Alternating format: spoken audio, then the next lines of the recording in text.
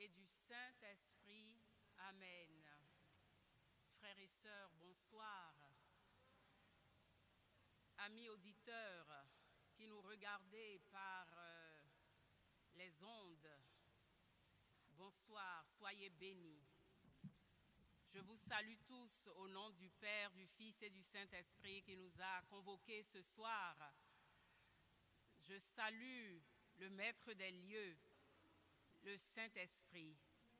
Nous sommes dans sa demeure, dans cette église qui porte son saint nom. Je salue le saint patron de la communauté qui nous accueille, la communauté de Padre Pio, grand homme de Dieu, grand homme de foi. Je salue notre maman du ciel, là où le Saint-Esprit est, son épouse, notre mère du ciel est forcément là. Les circonstances que vive notre monde sont manifestes ce soir puisque le confinement, la distanciation sociale justifie le peu de personnes qui sont présentes physiquement dans cette église ce soir. Mais l'amour de Dieu est incroyable parce que il y a de nombreuses personnes connues ou inconnues, connues de moi, inconnues de moi, mais connues de Dieu le Père, qu'il a convoquées lui-même d'une façon ou d'une autre pour qu'à travers mon ministère d'annonce et de proclamation de l'amour de Dieu, ils puissent être rejoints dans leur foi et qu'à compter de maintenant, mieux qu'hier et plus que demain, le règne de Dieu, de ce Dieu trois fois saint, de ce Dieu souverain, puisse se manifester et être une réalité vivante dans leur vie. Alors, je vois une foule d'anges gardiens, vous tous qui êtes chez vous. Vos anges gardiens sont des dignes représentants, ils sont nombreux. C'est une foule immense, impossible à compter. Telle est notre espérance parce que lorsque Dieu veut se donner, il ne sait pas soustraire, il ne sait qu'additionner et multiplier. Donc c'est une foule immense qui aujourd'hui reçoit la semence de la parole. Le royaume de Dieu, nous le verrons, a été comparé à une semence. Ce n'est pas nous qui avons semé cette semence, c'est le Créateur, c'est le Père. Alors, nous allons honorer ce Père-là. Nous allons lui dire de tout notre cœur que nous l'accueillons pour Père, pour Abba, pour Papa. Puis nous allons mettre ces 2 jours de retraite et de miséricorde sous l'onction de celui qui nous accueille ici, le Saint-Esprit. Notre Père, qui est aux cieux, que ton nom soit sanctifié, que ton règne vienne, que ta volonté soit faite sur la terre comme au ciel. Donne-nous aujourd'hui notre pain de ce jour. Pardonne-nous nos offenses, comme nous pardonnons aussi à ceux qui nous ont offensés. Et ne nous laisse pas tomber en tentation, mais délivre-nous du mal, car c'est à toi qu'appartiennent le règne, la puissance et la gloire pour les siècles des siècles. Amen. L'Esprit Saint nous accueille et à partir de cet instant, il fait reposer son onction sur nos pensées, nos cœurs, nos intelligences, pour que nous accueillions cette parole dans une bonne terre, dans une terre que lui-même aura préparée. Alors oui, Esprit Saint, Dieu d'amour, Dieu de lumière et de force, vraiment merci. Merci pour les merveilles que tu accomplis tous les jours pour le bonheur des hommes. Merci pour tout ce qui arrive dans nos vies. Viens ce soir en nous, viens dans tous les cœurs qui sont à l'écoute. Guide-nous ce soir, éclaire-nous, fortifie-nous dans nos combats. Rends-nous surtout dociles à la volonté de Dieu le Père, par Jésus le Christ, notre Seigneur. Amen. Voilà, nous allons commencer notre échange. Et pour initier le thème et comprendre que ce temps de miséricorde qui a été placé sous le thème suivant, que ton règne vienne, eh bien, ce règne est déjà advenu dans vos vies. La preuve en est l'amour infini de Dieu pour toi, pour moi, pour chaque homme. Et c'est à cause de cet amour que je vais, en votre nom, nous marquer tous de l'amour de Dieu en disant, nous sommes aimés du Père, nous sommes aimés du Fils, nous sommes aimés du Saint-Esprit. Marie est notre mère, l'Église du Christ est notre maison. Voilà pourquoi nos vies, toutes nos vies, ta vie, est une bénédiction. Si tu en doutais ce soir, pas moi, il va t'en donner la preuve. Quand le Saint-Esprit convoque, c'est gâté, c'est fini. Le roi des rois, la puissance d'amour, elle-même, maintenant, va se manifester.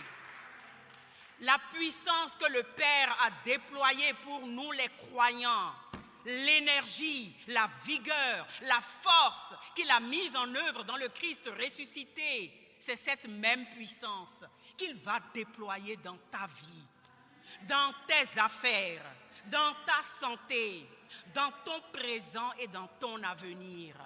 À partir d'aujourd'hui, chrétien, chrétienne, qui que tu sois, homme de bonne volonté, femme et homme d'aujourd'hui, aimé de Dieu, sache que le règne de Dieu va advenir dans ta vie. Dans tous les royaumes de la terre, le règne des rois a un commencement et une fin. Et les rois ont un visage et un nom. Qu'en est-il du royaume des cieux? Voyons ce que nous dit la parole de Dieu dans le prologue de l'évangile de Saint Jean. Au commencement était le Verbe, et le Verbe était auprès de Dieu. Et le Verbe était Dieu. Il était au commencement auprès de Dieu.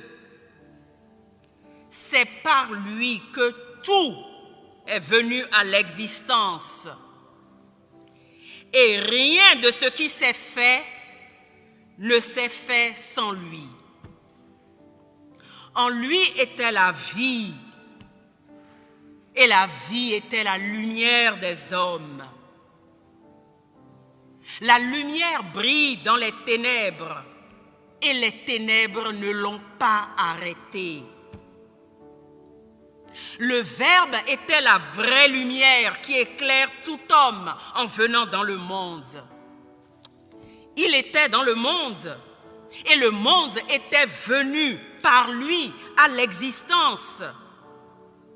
Mais le monde ne l'a pas reconnu.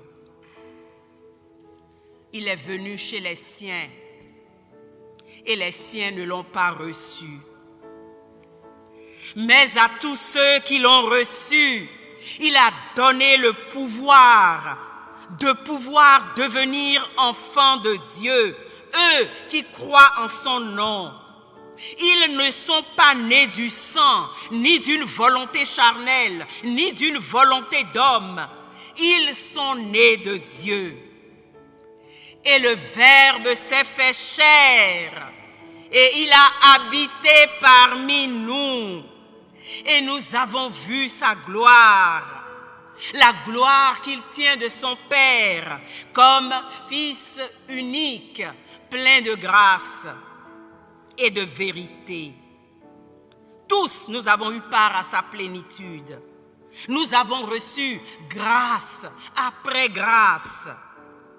Parce que la loi a été donnée par Moïse, mais la grâce et la vérité sont venues par Jésus-Christ.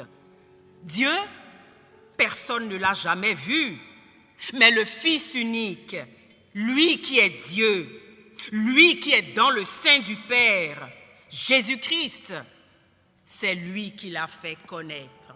Parole du Seigneur. Le royaume des cieux a un commencement. Quand nous les chrétiens, nous prions Dieu notre Père en disant que ton règne vienne, nous parlons du règne de Dieu, dont nous avons vu le visage en Jésus-Christ, son Fils unique. Ce Fils unique en qui nous croyons parce qu'il est Dieu, engendré de Dieu, qui a pris chair de la Vierge Marie, qui s'est fait homme, qui a été crucifié, qui est mort, mais qui est ressuscité le 3e jour. Donc, qui est vivant aujourd'hui, en 2021, où que tu sois, il est vivant par son Esprit Saint. Et il reviendra lui-même dans sa splendeur et dans sa gloire à la fin des temps. Ce désir-là, que ton règne vienne, nous l'attendons.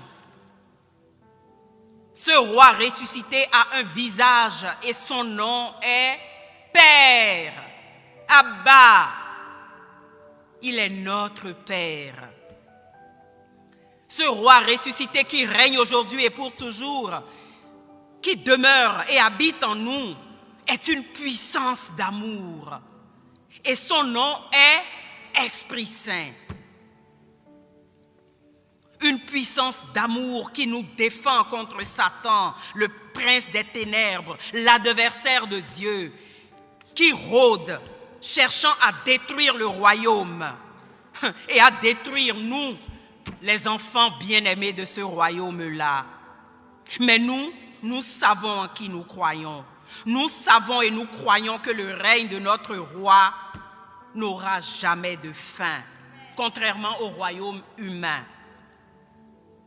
Lorsque nous affirmons et proclamons la souveraineté de Dieu, c'est un Big Bang qui se produit. J'en veux pour preuve une situation difficile et douloureuse que nous avons vécue dans notre famille, où du fait des croyances ancestrales et de la tradition de nos ancêtres, il est advenu que l'on a voulu nous imposer d'avoir recours à du syncrétisme, c'est-à-dire en même temps que nous enterrions nos morts, membres de notre famille, dans le Saint-Sacrement de l'Église, on nous demandait de rajouter des pratiques liées à la tradition. Nous n'avons pas voulu céder. Et ce refus a été pris comme une défiance, parce que c'est la pratique majoritaire, hélas, de nombreux chrétiens qui n'ont pas compris que notre Dieu est un Dieu jaloux, que sa souveraineté ne se discute pas, qu'on ne peut pas prétendre l'aimer, le servir et ensuite aller faire obédience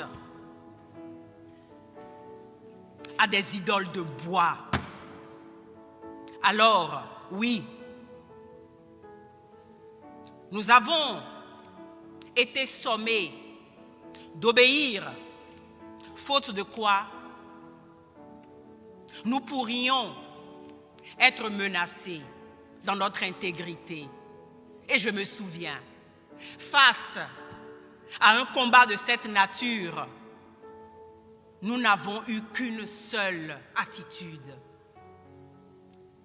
Nous nous sommes d'un seul cœur, agenouillés. Il y avait une urgence. En plus de demander des messes, il y avait une urgence. C'est en 24 heures que nous devions prendre une décision définitive. Elle n'a été prise que sur la base de la proclamation de notre credo. Et nous avons demandé aux anges gardiens de tous ces frères et sœurs de nos familles qui, par tradition, par ignorance, pour des raisons que j'ignore, n'arrivent pas à faire un choix radical, nous avons demandé à leur ange gardien de venir s'agenouiller avec nous au moment où nous récitions ce credo.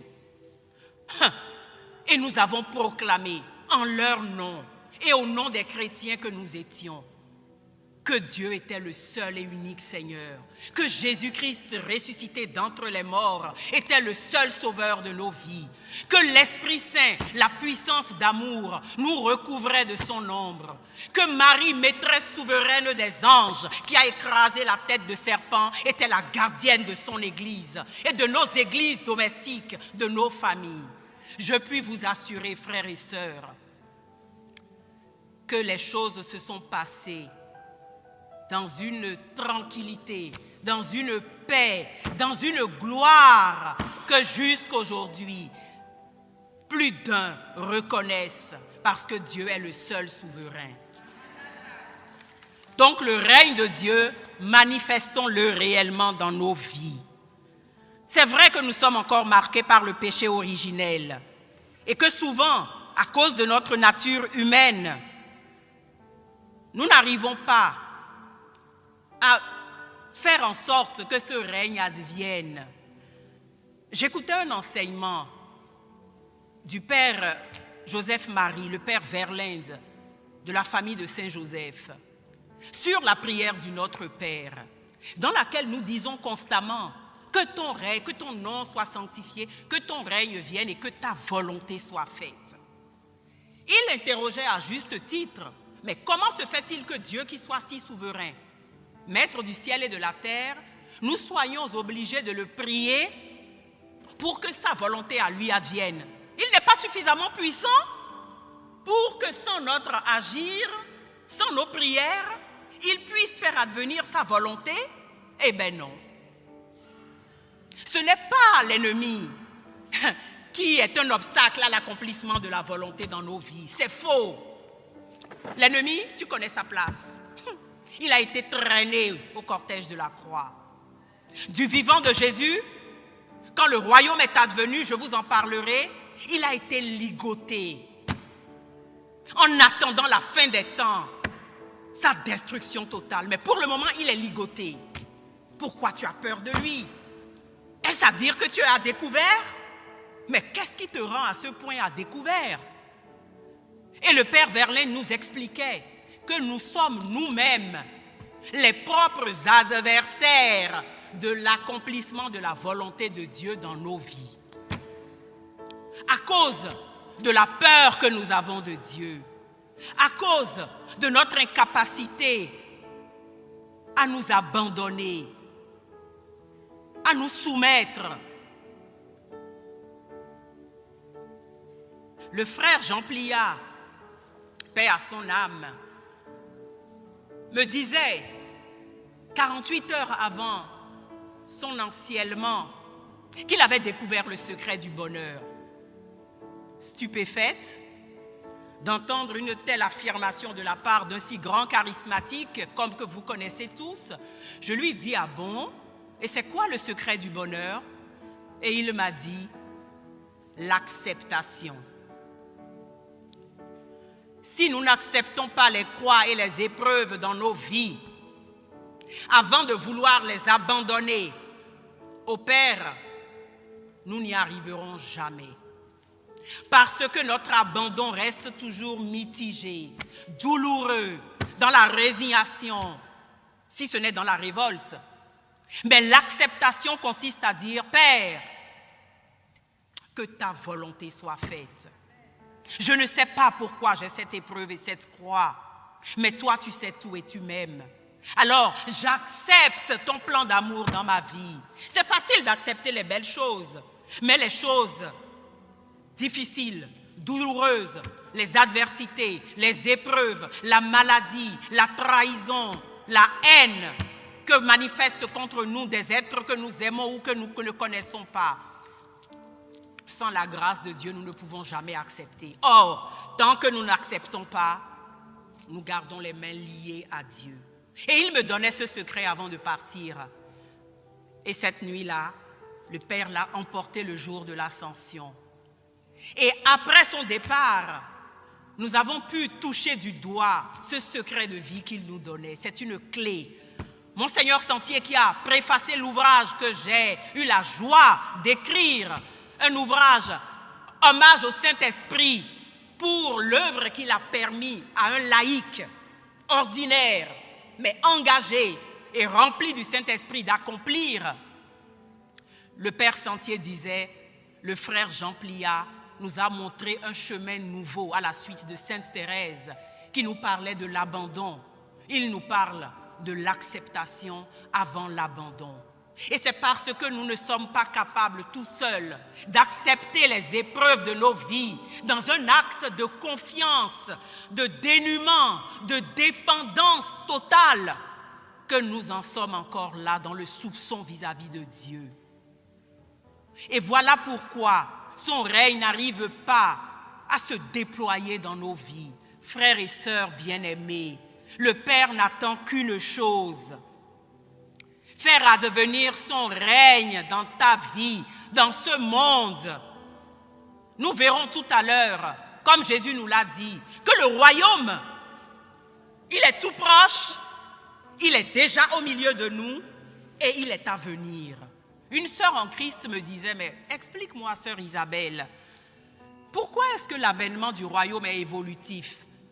Les trois évangiles qui en ont parlé, Marc, Luc et Matthieu, un coup ils nous disent, le royaume de Dieu est tout proche. Jésus l'a affirmé le jour de sa proclamation dans la synagogue de Nazareth. Un coup ils nous disent que le royaume de Dieu est au milieu de nous. Lorsque Jésus, par la puissance du Saint-Esprit, a pratiqué un des plus grands exorcismes que nous raconte Marc, où ce possédé-là, qui était habité par une légion de démons, il a pu, dans la puissance du Saint-Esprit, exorciser tous les démons. Et que ses adversaires, les pharisiens, stupéfaits parce qu'ils n'avaient jamais rien vu de tel, disaient que c'est par la puissance de Belzéboul qu'il arrivait à exorciser ainsi et libérer un fils d'Adam. Jésus leur a répondu, un royaume qui est divisé contre lui ne peut pas tenir. Si Satan lui-même vient chasser Satan, c'est pas possible. Mais si je suis arrivé à libérer ce fils d'Adam par la puissance du Saint-Esprit qu'il appelait le doigt de Dieu, c'est que le royaume de Dieu est déjà là au milieu de vous. Le royaume est là, frères et sœurs. N'en doutez pas. Et lorsqu'il nous donne une comparaison sur la semence ou la graine de sénévé ou graine de moutarde, en comparant l'avènement du règne de Dieu à la croissance d'une graine de moutarde, un processus lent qui se passe dans l'invisible, sur lequel nous n'avons aucune action avant qu'il ne se réalise, et que ce règne est à venir. Quand il nous parle de la fin des temps, lorsque ses disciples l'interrogent et qu'il décrit comment se passera cet avènement de son règne, nous sommes alors perplexes. Mais qu'en est-il? Ce royaume est-il proche? Ce royaume est-il déjà au milieu de nous? Ce royaume est-il à venir? C'est donc ce que nous allons voir dans les quelques minutes que nous avons. Oui, je dis quelques minutes parce qu'il faudrait de longs jours pour arriver à faire le tour de ce thème incroyable.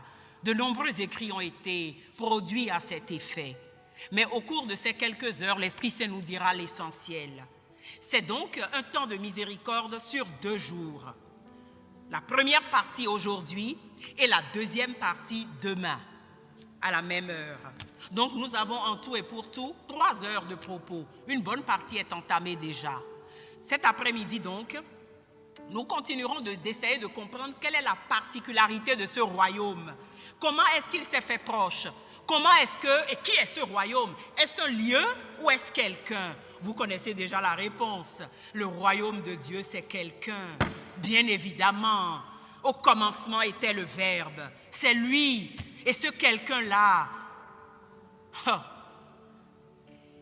Christ est venu, Christ est né, Christ a souffert, Christ est mort, Christ est ressuscité, Christ est vivant. Il a pris sur lui nos péchés. Il est né, lui qui est de Dieu. Il a voulu se faire homme. Il est complètement Dieu et il est totalement homme par le sang de notre maman Vierge Marie. Et ce Dieu d'amour-là a mené une vie ordinaire pendant 30 ans. Une vie d'homme, simple, charpentier, avec son père adoptif Joseph. Béni soit le pape François qui nous donne une année placée sous la souveraineté de Saint Joseph. Et donc, au moment où le temps était advenu et où il allait remplir sa vie publique, il a voulu se faire baptiser par Jean-Baptiste dans le désert. Lui qui est Dieu, pourquoi a-t-il besoin d'un baptême? Mais pour toi, pour moi. Parce que ce baptême avait quoi pour objectif? Pour lui valider le fait qu'il était un humain, fils bien-aimé du Père. Et qu'à travers cette validation, nous tous qui sommes nés de nouveau, dans sa mort et sa résurrection, lorsqu'après le baptême, nous sommes plongés dans cette mort et cette résurrection, nous devenons enfants dans le Fils unique.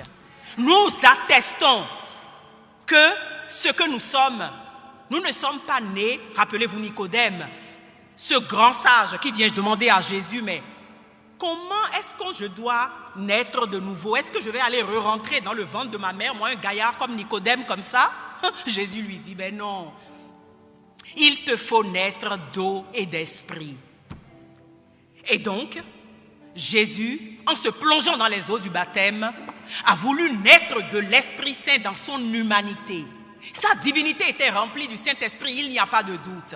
Mais dans son humanité, vrai homme, il avait besoin de cette onction du Saint-Esprit qui est descendue sur lui en plénitude le jour de son baptême. Et les cieux se sont ouverts et tous ceux qui étaient là ont entendu la voix du Père. Celui-ci est mon fils bien-aimé qui a tout mon amour, qui a toute ma faveur. Mais pourquoi le Père a dû le dire si haut et fort? Pour que Jésus prenne la pleine mesure de son humanité, il fallait qu'il soit adoubé dans son identité de fils pour que moi aussi, je n'ai plus de doute sur la paternité de Dieu. Que moi aussi, chrétien et humain, je puisse enfin jeter les armes et reconnaître que Dieu est mon Père, que je suis un enfant bien-aimé. Jésus se recueillait tous les matins avant sa mission pour aller prier. Que disait-il? Ce qu'il a dit dans la prière appris aux disciples.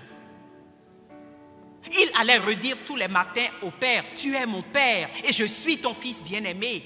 Il allait se faire réentendre et méditer dans son cœur ce que le Père avait dit, tu es mon fils bien-aimé. Et c'est ce que tu dois faire pour être libéré de la peur, pour être libéré du doute, pour être libéré du péché originel qui est cette incapacité à nous abandonner en acceptant la paternité et la dépendance vis-à-vis de Dieu.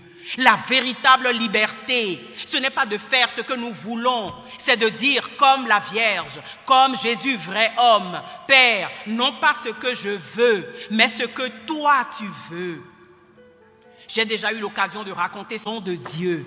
J'ai osé proclamer le Verbe, la parole. Nous verrons demain comment est-ce que Jésus, Verbe et parole de Dieu, qui a créé toutes choses, crée la vie, la santé, la paix, le bonheur, la bienveillance. Il crée ça dans ta vie, dans tes problèmes, dans tes difficultés. Cette parole, elle crée. Et parce que tu te reconnaîtras fils bien-aimé, tu recevras aussi le pouvoir en Jésus, de proclamer la parole pour qu'elle se manifeste. Crois-moi. Et je leur ai dit, les médecins soignent, mais c'est Dieu qui est Seigneur de la vie et qui donne la vie. Aujourd'hui, mon frère est vivant. Et cette parole proclamée dans la foi de mon baptême, je voudrais que, frères et sœurs, tu saches que le règne de Dieu viendra réellement dans ta vie. Si tu la proclames toi aussi, chaque fois que de besoin, proclame-la pour la gloire de Dieu, proclame-la pour louer le Seigneur, proclame-la pour crier après lui, proclame-la dans l'espérance, proclame-la à temps et à contre-temps. Marie l'a tellement proclamée dans son cœur en la méditant qu'elle a fini par mettre au monde la parole. Alors, et pour toi, mon frère et ma sœur, cette parole créatrice, tu verras que dans ce règne de Dieu, elle donne la vie.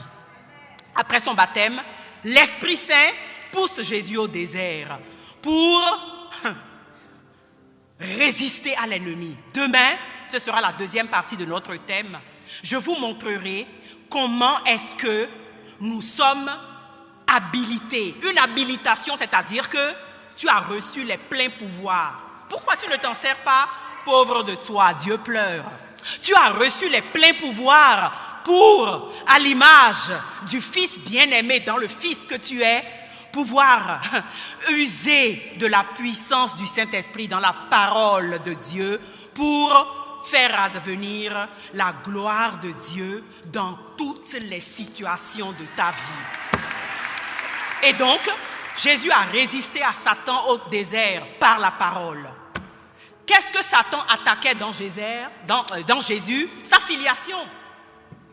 Si vraiment tu es le Fils de Dieu, il ne fallait pas que Jésus, dans son humanité, se reconnaisse Fils de Dieu. Il ne faut pas que toi, chrétien, tu aies la conscience pleine, entière, totale, définitive, que là où tu es là, tu as du prix aux yeux de Dieu. Qu'avant même le commencement du monde, il avait rêvé de toi. Qu'il a écrit ton nom, celle de tes enfants, de chacun dans la paume de ses mains. Et les plaies qui sont toujours visible, qui regarde vers lui, sera resplendissant, sans ombre ni trouble au visage. Et donc, Jésus était attaqué dans sa filiation. Nous sommes attaqués dans notre identité de fils bien-aimé. Frères et sœurs, je vous en supplie, n'ayons plus peur de Dieu. Ne considérons plus que Dieu est un ennemi. Non, que c'est un juge, qu'il nous regarde, qu'il est là pour nous mettre des limites. Non, il est un Père bien-aimant. Et vous croyez que c'est Dieu qui est un juge? Non, depuis l'avènement du royaume, Dieu est à genoux devant ta liberté et devant le royaume de Dieu que tu es appelé à devenir. Quand il est sorti du désert, Jésus a dit, c'est fini. Le royaume de Dieu est là. Il va en Galilée, il rentre ensuite à Nazareth, dans la synagogue, sa ville de naissance. Il ouvre la parole de Dieu et il proclame. L'Esprit de Dieu repose sur moi. L'Esprit de Dieu m'a envoyé aujourd'hui annoncer la bonne nouvelle aux pauvres, aux opprimés, la liberté, aux aveugles, la vue, à tous ceux qui sont oppressés, la fin de leur tourment. L'Esprit de Dieu m'a envoyé annoncer une année de grâce. Et en le proclamant, il dit, ça y est, les temps sont accomplis. Voilà, le royaume est tout proche, nous dit l'Évangile. J'ai été baptisé, reconnu dans ma filiation, donc investi du pouvoir. Tu es baptisé si tu reconnais que Dieu est ton Père. Mais pas reconnaître en faisant semblant, hein. Reconnaître en lui disant, papa, je t'aime. Si tu me refuses un bonbon alors que moi, le bonbon, c'est ce dont j'ai rêvé toute ma vie, ce travail, ce mari, cette maison, cette situation, j'en ai rêvé toute ma vie. Si tu me le refuses, c'est que tu sais qu'au-delà de la douceur du bonbon, cette maison, ce travail, cet homme, cette femme, cette situation, cette guérison n'est pas bonne pour moi pour le moment. Si tu me la donnais, elle me détournerait de ton plan d'amour. Et c'est quoi le plan d'amour? Pourquoi Dieu nous a créés?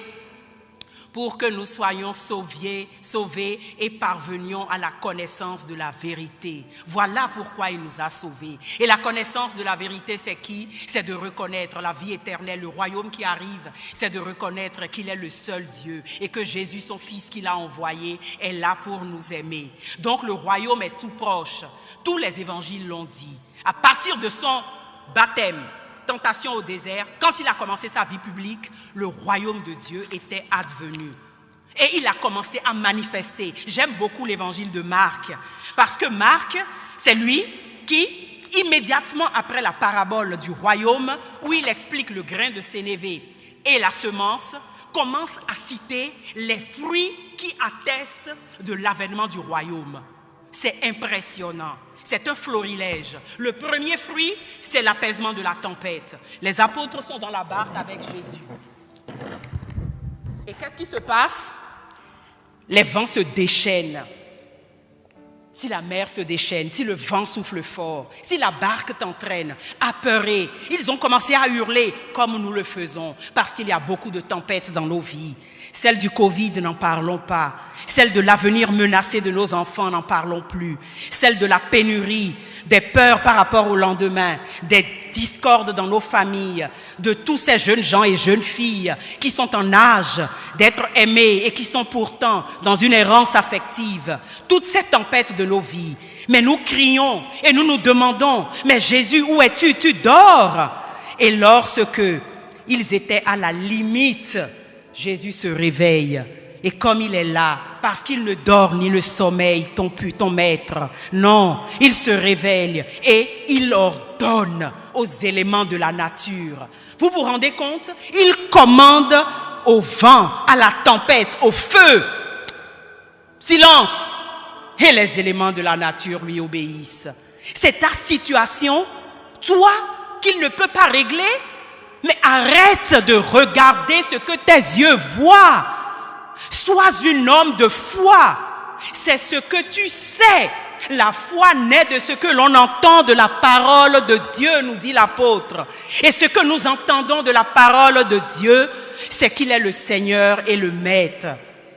Que de sa plénitude, nous avons tous reçu grâce pour grâce. Mais elles sont où les grâces dans ta vie? Elles sont malheureusement enfermées là, dans un trésor. Tu as enfoui le trésor dans le champ et tu es là, tu pleures. Mais ma foi, lève-toi et va semer, bêcher pour prendre ce trésor. Le royaume est tout proche.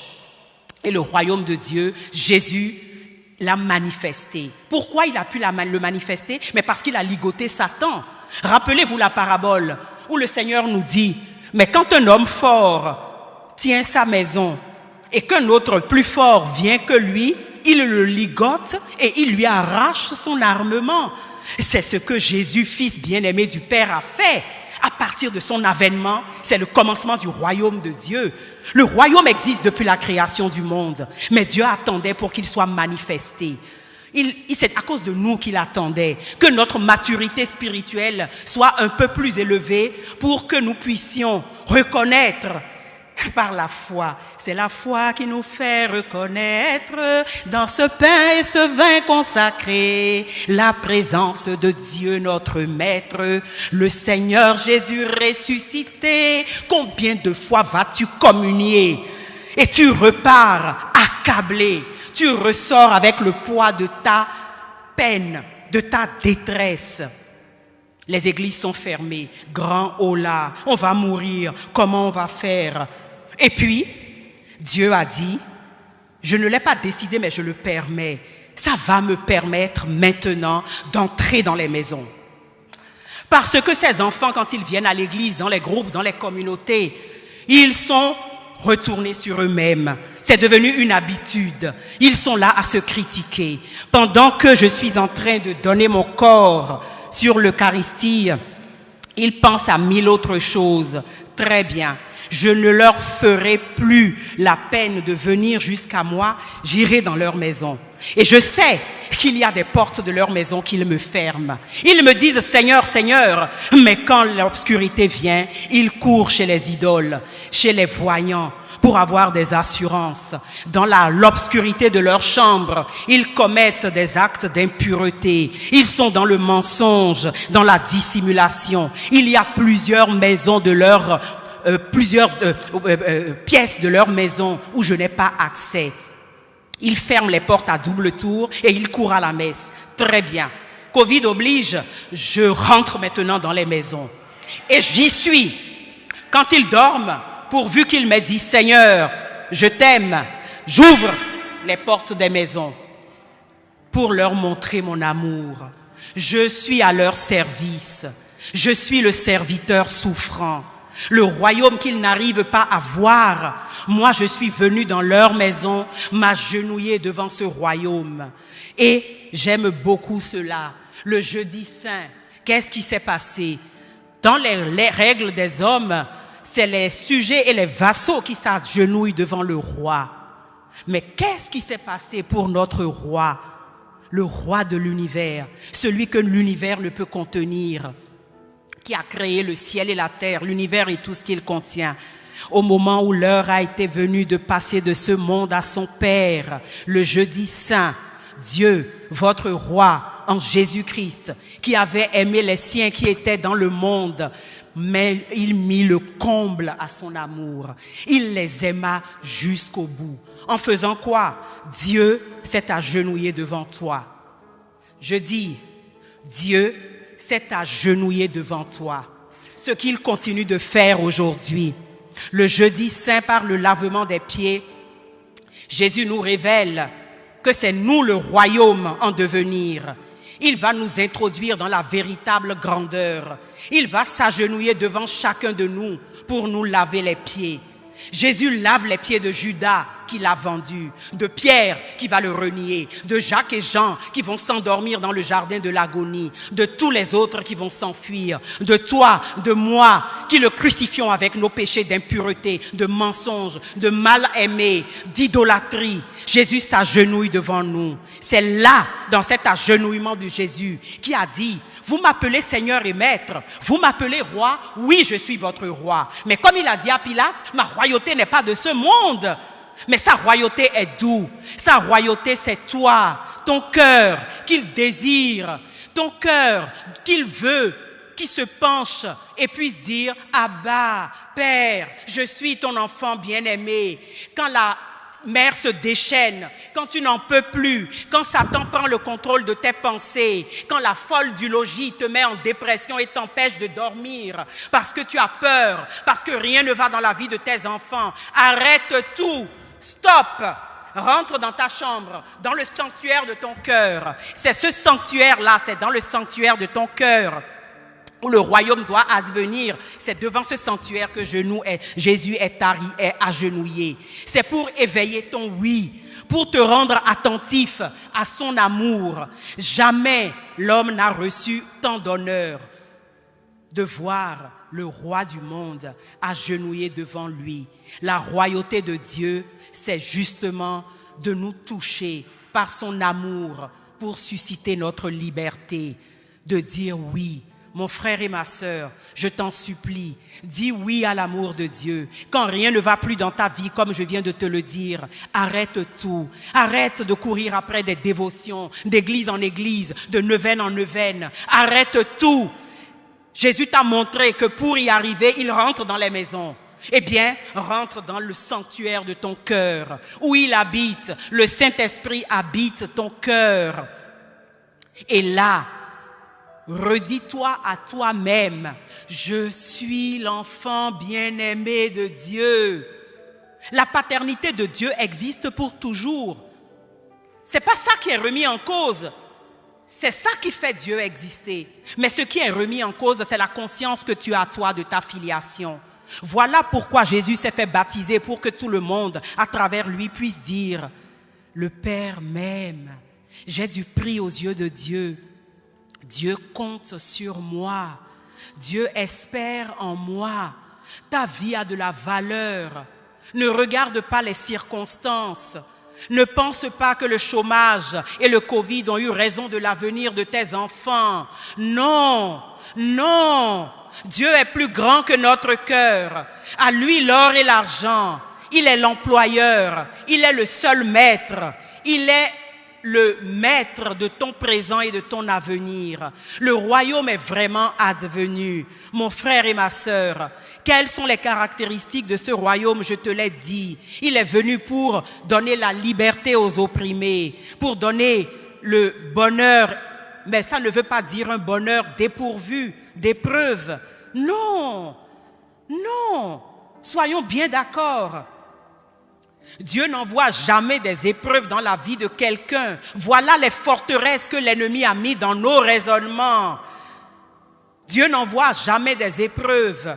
Les épreuves, la maladie, la mort sont le fait de mystères du mal dans nos vies. Mais le mystère de l'amour de Dieu consiste à, quand sa souveraineté le juge bon, lui qui est capable de transformer le bien en mal, la confusion, il peut en sortir la plus grande paix, il peut permettre l'épreuve. Il n'en est pas la source et l'origine. Dieu a les yeux bandés sur la croix. Il ne voit pas ses bourreaux pour devoir leur en vouloir. La logique de la rétribution dont parle le livre de Job est encore, hélas, trop souvent présent dans nos esprits. Si ça m'est arrivé, c'est que j'ai dû faire ci ou ça. Et que, voilà, Dieu permet ça. Non! Dans le livre de Job, alors que ses amis essayaient de le convaincre de la logique de la rétribution, que si ces malheurs lui sont arrivés, c'est parce que nécessairement il a fait quelque chose, Job savait qu'il n'avait rien fait. Il dit, mais non! Non! Et Dieu a fini par donner raison à Job pour nous faire comprendre que je ne suis pas ce que vous croyez. Je vous aime pour lutter contre le mal dans le monde qui est un mystère dont on ne comprendra jamais la réalité. Je suis venu moi-même mourir. Et l'armement de Satan, l'homme fort qui était dans le monde avant l'avènement du royaume, je lui ai arraché cet armement-là. C'est par la mort que Satan nous tenait sous son pouvoir. Qu'est-ce que le Christ a fait? Il a subi la passion. Il a subi toutes tes humiliations, toutes tes outrages, toutes tes souffrances. Il est mort et il est descendu aux enfers. Il est ressuscité. Désormais, la mort n'a plus de pouvoir. Le pouvoir de Satan lui a été arraché. Les liens par lesquels Satan te tient prisonnier, qui t'empêchent de vivre en enfant du royaume, ces liens-là, Jésus l'a ligoté. Et pourquoi nous dit-il que le règne est encore à venir? C'est que pour une raison que seul le Père connaît, à la fin des temps, Satan sera définitivement détruit. Ce sera la parousie, le retour en gloire de notre Seigneur. Mais pour le moment, Jésus est vivant par son Esprit Saint. Et pour le moment, Satan est ligoté. Il rôde comme un adversaire, rugissant, un lion, mais il n'a pas de dents. Mais pourquoi donc tombes-tu autant dans ses griffes? Si par méconnaissance, ignorance, peur, tu es allé dans des chemins qui ne sont pas le chemin, Dieu t'aime. Il veut simplement que tu te repentes. Repentez-vous et croyez à la bonne nouvelle. La bonne nouvelle, c'est quoi? Le royaume est là. Je suis là. Je suis venu au milieu de vous. Voilà la bonne nouvelle. Et je voudrais te dire, mon frère et ma sœur, que les fruits et les lois de cette bonne nouvelle, c'est les béatitudes. Dans tout royaume humain, il y a des décrets, conseil constitutionnel, loi, et voilà les règles. Les règles du royaume de Dieu, c'est celles-là qui ont été proclamées par les béatitudes. Bienheureux les pauvres, bienheureux les affligés. Pauvres, pas pauvres financièrement, soyons d'accord. Hein? Ah oui, je te dis en même temps, à Dieu l'or et l'argent. Tu as besoin d'argent, tu as une mentalité de pauvre, mais Dieu pleure parce que c'est lui ton Père. Il te dit dans le livre de Malachie, « Donne-moi une petite part sur tes revenus. » 10% demande-t-il. Et Dieu dit, mets-moi à l'épreuve. Fais ça, chrétien, chrétienne. Mets-moi à l'épreuve en donnant pour les œuvres de miséricorde. Ceux qui ont faim, ceux qui ont soif, ceux qui sont nus, les orphelins, les pauvres, les vrais pauvres que la vie, hélas, n'a pas considéré réellement. Donne dans ton argent, dans ton salaire, une part. Et il te dit, mets-moi à l'épreuve. C'est ce qu'il écrit dans le livre de Malachie 3. Hein? Mets-moi à l'épreuve, toi mon enfant. Et tu verras si je n'ouvrirai pas sur toi les écluses du ciel. Il n'a pas dit, je vais te faire un chèque. Hein? Oh oui, si, il a dit, je vais te faire un chèque en blanc. Et puis tu vas jouir des lois du royaume. Mais nous les chrétiens, catholiques surtout, mon Dieu, qu'est-ce que nous sommes pingres. Nous sommes dans le jugement. Nous sommes dans la condamnation de nos prêtres, de notre maison, l'Église. Si une maison est divisée contre elle, comment peut-elle tenir? Nous critiquons, nous empêchons nos prêtres, serviteurs de Dieu, de vivre honorablement en payant nos deniers de l'Église et en donnant la dîme pour les œuvres du royaume. Et la conséquence, c'est que nous vivons chichement, nous vivons pauvrement, nous nous lamentons. Crois-moi, au sein de notre famille, ce principe de la dîme, Papa Jean Plia, très tôt lorsque nous avons commencé à travailler, jeune étudiant, a commencé à nous l'enseigner.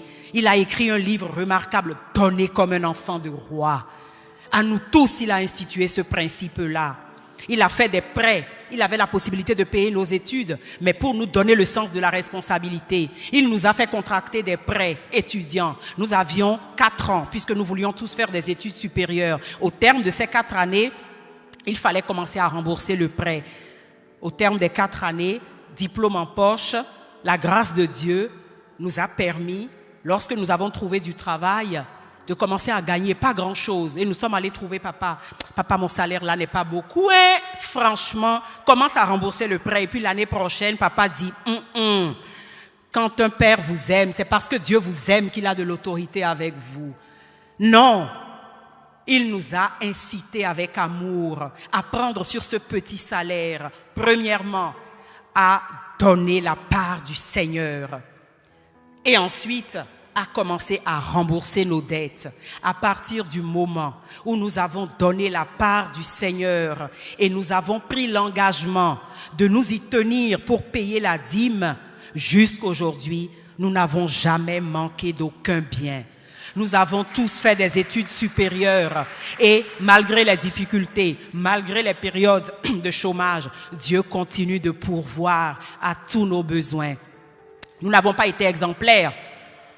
Loin s'en faut, bien des fois nous avons prêté dans l'argent du Seigneur. Jésus, non, là c'est chaud, je prends un peu, je vais te rendre le mois prochain. Voilà, mais nous n'avons pas rendu. Et quand c'était ainsi, nous avons vite commencé à voir un peu de pagaille dans nos vies personnelles. Donne au Seigneur sa part. Voilà une des lois importantes, fondamentales du royaume. Un de mes petits frères, lorsqu'il est arrivé en France, jeune étudiant, son père lui a dit, part avec la parole de Dieu. Il dit, oh papa, d'accord, j'ai compris, l'évangile est arrivé, il a déposé ça sur une table poussiéreuse et il vivait sa vie en bon jeune homme. Un jour, une jeune fille est venue le visiter et la jeune fille, avec insistance, a voulu rester là ce soir-là. Très bien. Il se rappelait la parole de Dieu sur la fornication, sur le fait que nos corps sont temples du Saint-Esprit, sur le fait que nous ne pouvons pas jeter la perle au pourceau et qu'il fallait un minimum de connaissance de l'autre. Dieu a créé le plaisir, Dieu a voulu l'amour, ne nous méprenons pas. C'est Dieu qui a mis le désir amoureux dans nos cœurs parce que lui, le premier, nous aime d'un désir amoureux, d'un désir éros. Dieu t'aime d'un désir qui englobe à la fois l'éros et l'agapé. Mais il dit simplement « attention », avec prudence. Et ce jour-là, cette jeune fille, avec insistance, a voulu, elle s'est apprêtée et elle était désireuse de passer une nuit et d'aller un peu plus loin que les simples. Or, mon petit frère avait promis à son papa en disant « tous les soirs, je te promets, je vais faire la prière ». Je vous assure, c'était une formalité.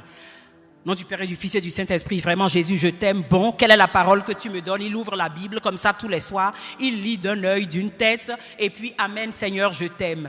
Mais la volonté qu'il avait mise à être fidèle à la compréhension, à l'habitude de lire la parole de Dieu a été pour lui source de salut. Parce que ce soir-là, alors que la jeune fille l'attendait dans la chambre, il a pris la parole de Dieu.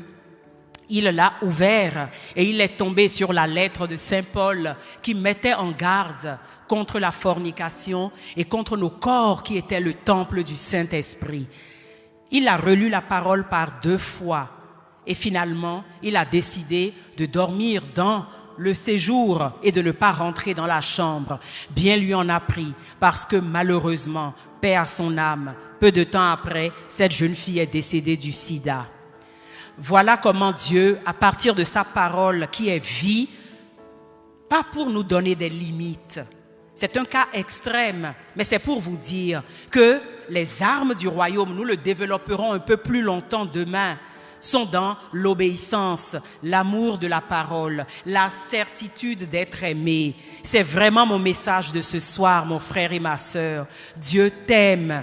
Et lorsque ça ne va plus, répète-toi inlassablement, dans le silence de ton cœur, Dieu m'aime, Dieu m'aime. Si tu dois le dire 1000 fois, 2000 fois, pour t'en convaincre. L'ennemi ne veut pas que tu sois conscient que tu es enfant bien-aimé, que tu es fils et fille bien-aimés. Et voilà pourquoi Dieu nous a envoyé le Saint-Esprit. Il nous a donné les armes pour que dans ce royaume, nous ne soyons pas démunis. Et l'arme essentielle du royaume, c'est la puissance que Dieu a mis à notre disposition dans le don du Saint-Esprit. Le Saint-Esprit, vraiment, c'est lui qui nous permet d'aimer le Christ et d'être vainqueurs et victorieux. C'est lui qui, dans nos cœurs, nous rappelle cet amour incroyable de Dieu pour nous. Alors, si le règne de Dieu est venu dans ta vie, prends le Saint-Esprit pour ami. Prends-le au sérieux. Il est la puissance de Dieu. Ce Saint-Esprit-là, il sonde le cœur de Dieu. C'est par lui que Jésus est devenu homme dans le sein de Marie. C'est par le Saint-Esprit que le Père a pu ressusciter son Fils. C'est par le Saint-Esprit que Jésus a eu la conscience qu'il était Fils bien-aimé dans son humanité et qu'il a pu accomplir les miracles. Mais ce Saint-Esprit a été répandu dans ton cœur et a fait de toi un chrétien et une chrétienne, un enfant bien-aimé. Un enfant bien-aimé. Donc ce Saint-Esprit-là veut se donner à toi ce soir. En attendant la deuxième partie de notre propos demain, dans lequel nous aborderons un thème qui consiste à dire quelles sont les armes de notre protection spirituelle. Pourquoi dans ce royaume, Satan a encore autant de pouvoir? C'est vrai, c'est un fait, c'est une réalité. Nous allons voir pourquoi. Mais je vous ai dit qu'il est ligoté. Donc, quelles sont les armes qui vont vous permettre, comme Jésus, d'être vainqueur dans ce royaume? Écoutez-moi bien, je n'ai pas dit que notre vie de chrétien sera dépourvue d'épreuves et de croix. Jésus a connu l'épreuve, mais de toutes ces épreuves-là, il en est sorti triomphant. Et il nous dit, lorsque nous sommes éprouvés, il est avec nous dans l'épreuve. Il est avec nous dans la détresse. Mais quand je dis lui, je vous ai dit que le roi qui est dans le royaume aujourd'hui, c'est le Saint-Esprit. Donc, frères et sœurs, nous allons finir notre propos de cet après-midi en demandant un renouvellement de l'effusion de l'esprit de notre baptême. Nous allons faire une prière très simple. Dieu est simple. Dieu n'a pas besoin de grands tapages, de cris, de gens qui tombent. Non! C'est dans le silence d'une semence, invisiblement dans la terre, que le royaume germe. Donc c'est dans le silence de nos cœurs, dans la foi de nos cœurs, que nous allons chanter juste le refrain du chant au Saint-Esprit et en notre nom à tous, le Saint-Esprit va prendre autorité sur nous, sur nos vies, sur la parole qui a été semée, sur vos familles, sur votre désir de vivre en enfant du royaume. Vous en avez marre d'être comme des mendiants, des princes déchus dans le royaume de votre Père. Dieu aussi voudrait que vous puissiez vivre en enfant de lumière, en enfant de roi. Dieu veut voir des chrétiens qui ne sont pas des agents secrets, mais des soldats qui abordent l'armoirie du royaume. Des commandants qui soient prêts à lutter avec lui pour manifester avec lui l'anéantissement des forces du mal dans votre vie. Demain, nous verrons comment. C'est sûr, je vous donnerai des témoignages, comment l'Esprit Saint permet de résister et de vaincre lorsque la tentation ou même le mal se présente. Pour aujourd'hui, demandons un renouvellement de l'effusion de notre baptême, de notre confirmation. Si vous-même qui êtes mauvais, vous savez donner de bonnes choses à vos enfants, combien plus le Père du ciel ne donnera-t-il pas le Saint-Esprit à nous qui sommes venus l'écouter, qui sommes venus le prier, qui sommes venus l'entendre nous dire: toi qui m'écoutes, toi qui espères, toi qui souffres, toi qui as peur, toi qui ne sais plus quel sera ton avenir. Le Père lui-même, par la voix du Saint-Esprit, te redit ce soir, au vu et au su de toutes les puissances de l'univers, principautés, souveraineté, domination, qui régissent dans les lieux célestes, qui mettent des forteresses dans tes pensées et dans tes raisonnements et qui te font courir vers des églises de location, vers des énergies, vers des... Nyama nyama, on dit dans ma langue. Il te dit, ce soir, je te donne le pouvoir et la puissance sur les forces de l'ennemi, en te renouvelant dans mon onction, en te renouvelant dans ma tendresse, en te renouvelant dans ma force. Nous allons d'abord dire la prière et chanter ensuite parce que le temps imparti court. Donc, si vous voulez bien, frères et sœurs, nous nous mettons simplement debout. Très simplement, dans une attitude d'abandon, de foi et de confiance. Et nous allons, en tournant nos cœurs, toi, ami auditeur qui m'écoute, quel que soit le lieu où tu te trouves, prépare ton cœur, aie confiance. La foi naît de ce que l'on entend de la parole de Dieu. Tu l'as entendu ce soir, tu as la foi, crois-moi. Alors, mets-toi en position, agenouille-toi, assois-toi, le roi des rois est là, le Seigneur des seigneurs, le Dieu 3 fois saint, Jésus-Christ, né de la Vierge Marie, vrai Dieu, crucifié, mort, ressuscité, vivant à jamais et qui reviendra dans la gloire, t'enveloppe de son manteau et te dit, tu es mon enfant bien-aimé. Jésus, tu vas renouveler l'effusion de ton Esprit Saint. Voilà le cadeau que tu nous as prévu en ces temps tourmentés et troublés. Il y a des tempêtes dans nos cœurs. Nous ne pouvons pas te mentir. Nous croyons que tu es le Fils de Dieu fait homme. Ta mère Marie est notre mère. Nous la vénérons, nous l'honorons, nous lui disons notre amour. Elle prie pour nous maintenant. Tu sais, je t'ai accepté dans mon cœur, Jésus, comme mon sauveur personnel et mon Seigneur. Tu n'es plus assis à côté passager dans le volant de ma vie. Je ne veux plus conduire moi-même la voiture de ma vie. Je me mets sur le siège passager et je te donne le volant. Go, c'est parti pour une vie éternelle abondante. Je te remercie d'avoir pardonné mes péchés, d'avoir brisé en moi les résistances du vieil homme.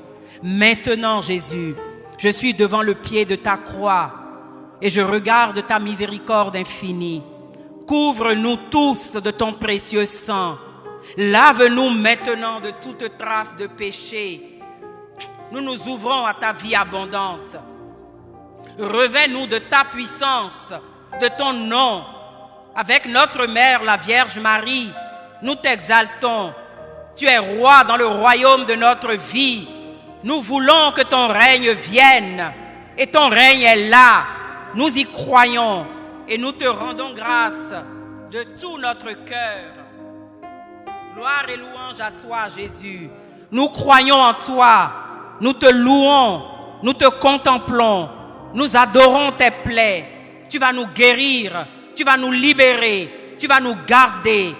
Tu vas enlever nos oppressions, comme tu l'as fait dans la synagogue de Nazareth. Cette prophétie s'accomplit aujourd'hui dans ta vie. Il n'est pas un homme pour mentir. Il le fait. Jésus, nous nous donnons à toi. Nous nous abandonnons à toi.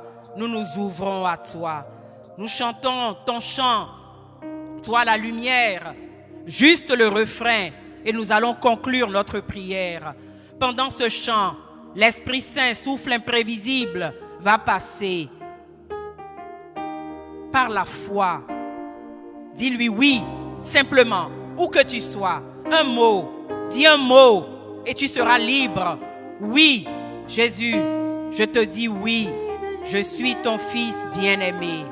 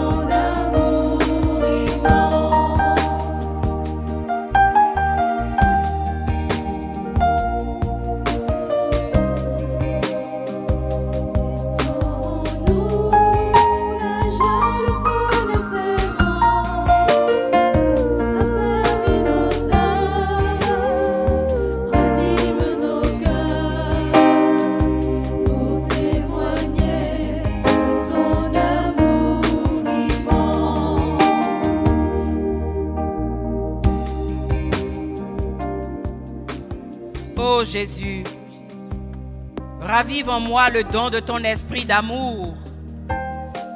Ravive dans mes frères et sœurs ici présents qui ont écouté ta parole, ta puissance.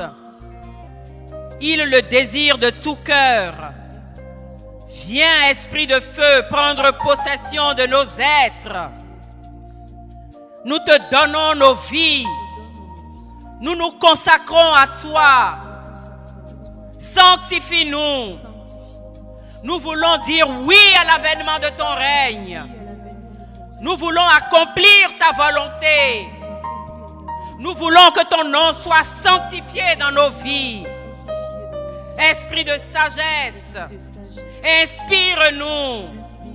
Esprit de douceur, apaise les tourments de nos cœurs.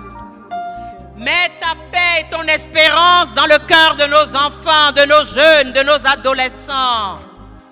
Mets ta sagesse et ton intelligence dans la conscience de nos dirigeants. Viens, esprit de sainteté. Donne-nous d'être obéissants. Donne-nous l'humilité qui est la marque des enfants du royaume. Donne-nous de nous agenouiller toujours devant ta souveraineté. Et nous allons conquérir le monde en étant serviteurs, en étant remplis d'amour, en étant témoins de ton amour. Répète après moi, où que tu sois, maintenant, si possible, ferme les yeux et descends dans le temple de ton âme, de ton cœur, de ton esprit. Il est là. Il y habite depuis ton baptême. Tu es devenu enfant de Dieu. Même si tu n'es pas baptisé, tu es créature de Dieu. Et tu es appelé aussi au salut. Alors répète, je t'aime, Esprit Saint. Je t'aime, Esprit Saint. Merci d'habiter mon cœur. Merci d'habiter mon cœur. Fais de moi un disciple. Fais de moi un disciple. Un enfant bien-aimé du Père. Un enfant bien-aimé du Père. Je veux me soumettre à l'autorité et à l'amour du Père. Je veux me soumettre à l'autorité et à l'amour du Père. Je veux porter le fruit de l'Esprit. Je veux porter le fruit de l'Esprit. Je veux vivre dans la paix, Je veux vivre dans la paix, dans la joie, dans la joie, dans l'amour, dans l'amour, dans l'obéissance, dans l'obéissance, dans la patience, dans la patience, dans la bienveillance, dans la bienveillance, dans la bonté, dans la bonté, dans la fidélité, fidélité, dans la douceur, la douceur, dans la maîtrise de moi, la maîtrise de dans l'endurance, dans la souffrance. dans la souffrance. Bien-aimé Jésus, gloire à toi. Gloire à toi, Gloire à l'Esprit, mon guide et mon défenseur. Merci à toi, Maman Marie, Vierge Immaculée. Nos esprits exultent en Dieu, notre Sauveur. Et nous chantons de tout notre cœur. Esprit de lumière, Esprit créateur, restaure en nous la joie et le feu, l'espérance. Affermis nos âmes, ranime nos cœurs, pour témoigner de ton amour immense. Esprit de lumière, Esprit créateur, restaure en nous la joie, le feu, l'espérance. Affermis nos âmes, ranime nos cœurs, pour témoigner de ton amour immense. Demain, nous allons continuer donc en nous appropriant les armes de protection spirituelle. Nous allons prendre position dans le royaume du Père. Et si nous prenons position, il adviendra à l'ennemi qui est celui qui vient déstabiliser nos vies. Il lui adviendra ce qu'il est advenu des démons qui avaient envahi le possédé gérardésien. Ils vont être expulsés par la puissance de Dieu. Je te le dis, crois-moi, ce n'est pas moi qui te le dis, c'est Jésus, il n'est pas un homme pour mentir. Et je remercie la gloire de Dieu qui t'a fait être là ce soir. Et je te dis que Jésus t'aime, que Dieu est ton Père, que Jésus est ton Seigneur, que le Saint-Esprit est ta vie, que Marie est ta mère, que l'Église du Dieu vivant est ta maison et que ta vie est une bénédiction. Amen, amen. Merci Seigneur. Merci Seigneur, nous acclamons encore. Nous allons acclamer le Saint-Esprit pour le dépôt qu'il a fait en sa fille. Acclamons le Saint-Esprit, acclamons le Saint-Esprit.